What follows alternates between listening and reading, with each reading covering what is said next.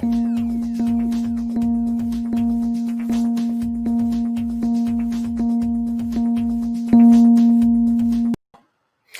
welcome everybody. Sikich Live is right now. We're doing the Sikich Salesforce Live. This is episode 13, and we are going to be talking about the Salesforce Financial Service Cloud and everything that entails. So we're going to get a great overview of the Salesforce Financial Service Cloud.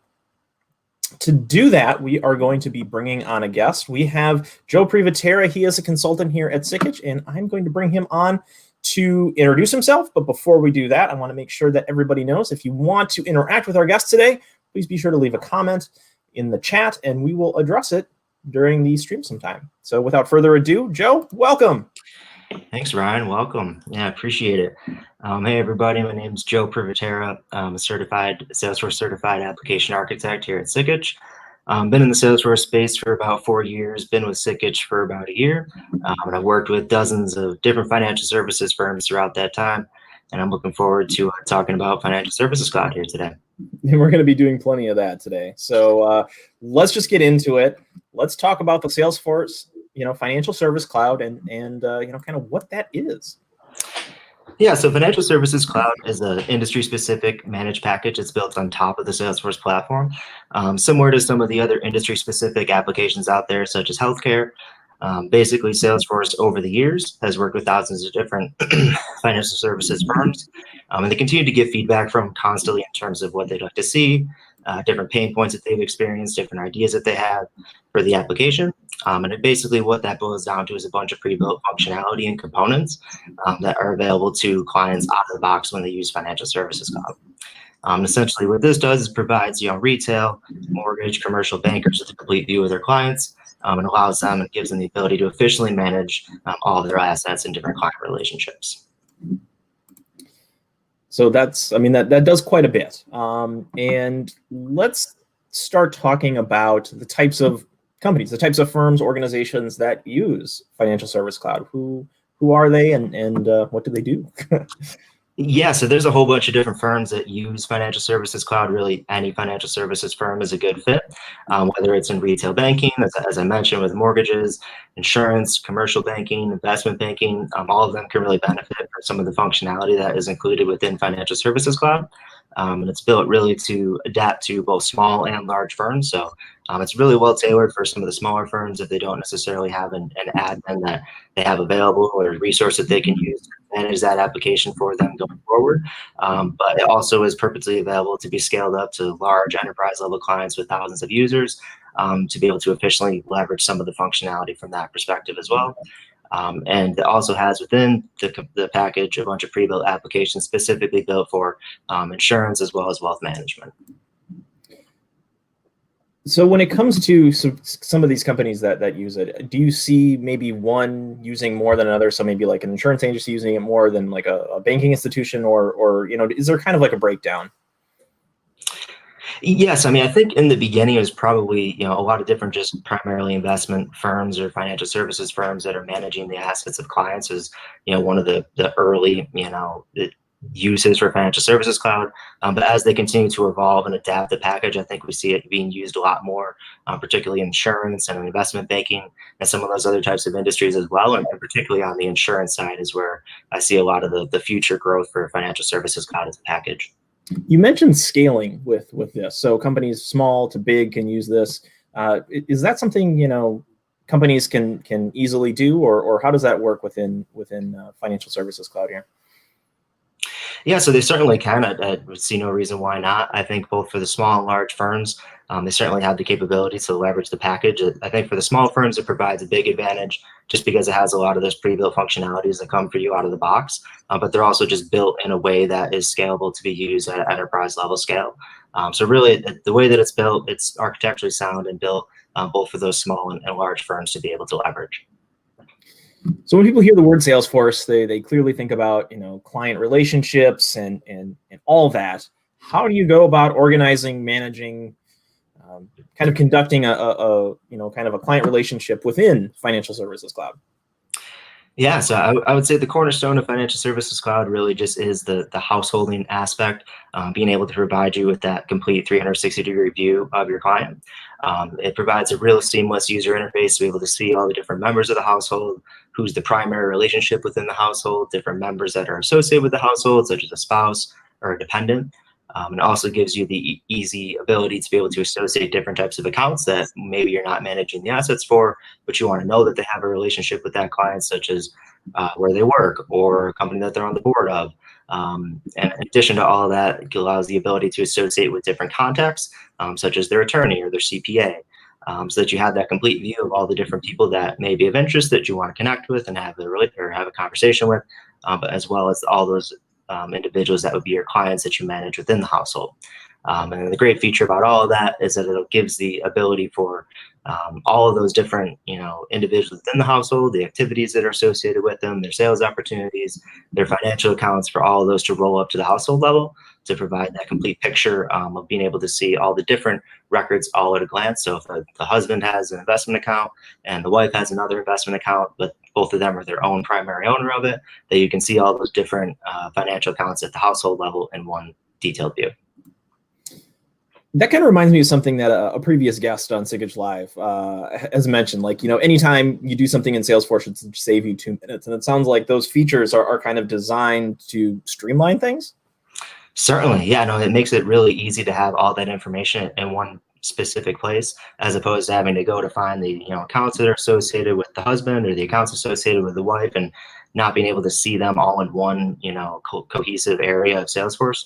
Really provides you the ability to just at a glance see all the different members of the household and every other piece of information that's tied to that household, without having to navigate to a bunch of different records within Salesforce. And it seems like that whole view of this person and their orbit is critical to kind of managing those relationships forward. Absolutely. What kind of advantages are part of Financial Services Cloud? Sure. Well, there's a whole bunch of advantages. I think the number one advantage you really just kind of spoke about, and just in terms of that, it streamlines some of that the interface that the user's having while they're using Salesforce, but it also streamlines and accelerates a firm's ability to go to market and go live with Salesforce, because they have a bunch of the different functionality that they would likely want to use already available out of the box that they can leverage, that they can just build on top of. So it helps you be able to go live with the product faster. And along with that comes a bunch of pre-built applications and workflows and reports that even if you don't use at the moment that you go live, you could potentially use to enhance as you move on further in your engagement and further on with the product as you begin to grow with it. And then another major advantage of Financial Services Cloud is that as more and more firms are using it, it continues to be refined based on real feedback from other financial services firms. There's a lot of different, functionality that I built out for clients that's custom built, that's almost used similar across multiple different clients, that eventually gets released as a part of an offering for Financial Services Cloud.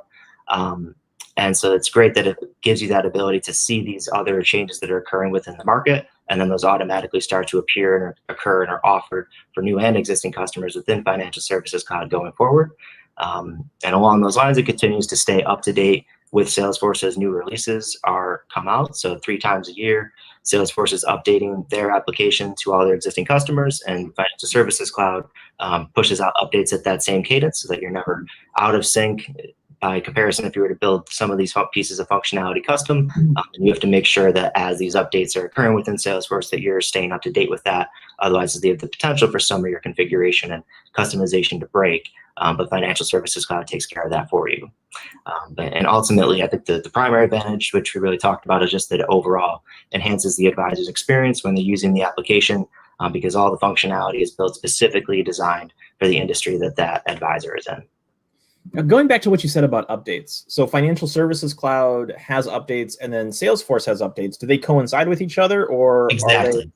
Exactly. Okay. They're released on essentially the exact same cadence, and they're built knowing what's happening with one in mind. So if there's some sort of update to Salesforce that's going to impact what's in Financial Services Cloud, the Financial Services Cloud gets ahead of that, and they're able to provide some sort of release and update that goes along with that, so that your functionality doesn't break. And if there's any changes that you need to make accordingly, that they make sure to communicate that out to their existing clients so that you're aware of it.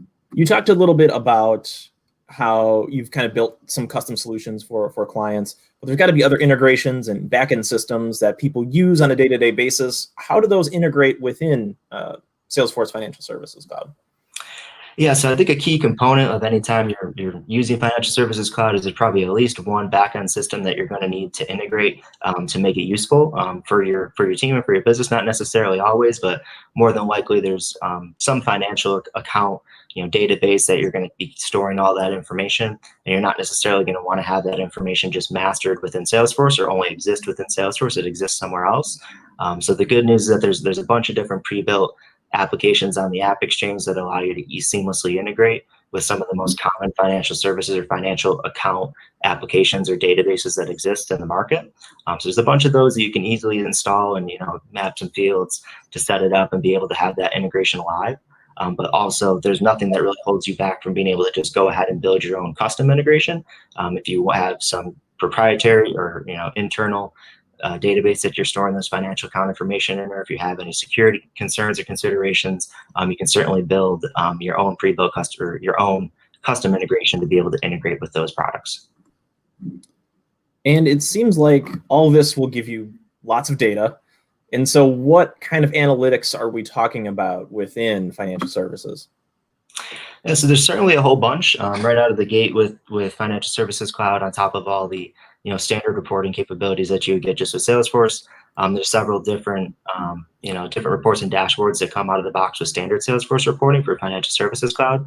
Things like My Book of Business or referral performance or sales performance. All sorts of different dashboards that allow you to have a complete view of your clients that you're working with, breaking them down by demographics, as well as taking a look at your sales performance of your opportunities that you're working to obtain new business.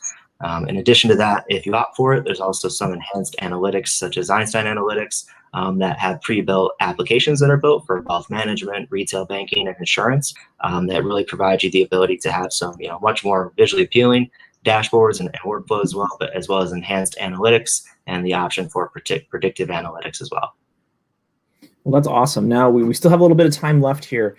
Do you have any stories about working with clients that you saw them transform within, kind of the framework of the Financial Services Cloud that you want to share today? Yeah, so I mean, I've worked with firms in the past, large scale enterprise level financial services firms are one of the first to really adopt and begin to use the platform.